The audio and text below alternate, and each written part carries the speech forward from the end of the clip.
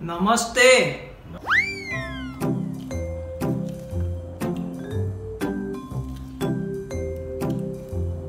નમસ્તે.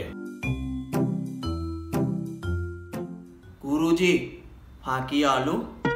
કોઈ સારા ડોક્ટરને બતાવો, સારું થઈ જશે. મારા કાકાને આવું જ થયું હતું. 3 વાર હનુમાનજીના મંદિરે લઈ ગયા, સારું થઈ ગયું હતું. તમને સારું થઈ જશે, ચિંતા ના કરો. ઓ ભાઈ, મને કોઈ વળગાડ નથી. મેં ક્લાસિકલ ગાયનમાં વિશારદ કર્યું છે.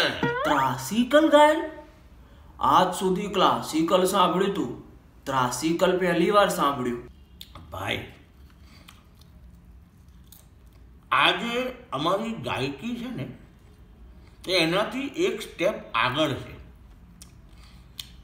જૂના મકાનો, ફ્લેટ, જમીન, હઠીલા ભાડવાત ખાલી કરાવવાની સિદ્ધિ આ ગાયકી દ્વારા અમે મેળવી છે. એ કેવી રીતે? જો હું આપને સમજાવું.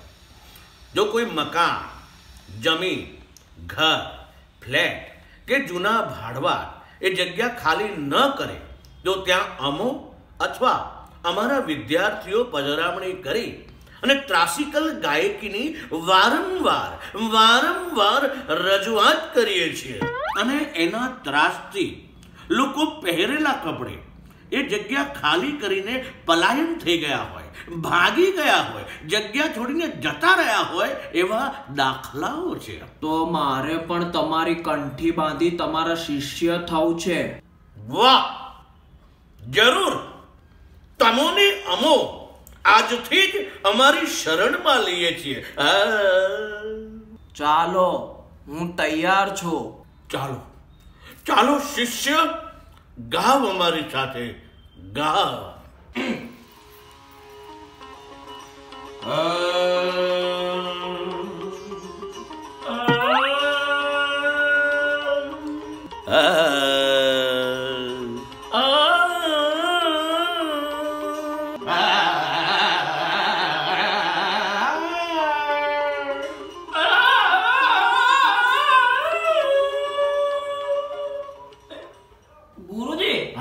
આમાં મારો સાચો અવાજ તો રહેશે ને?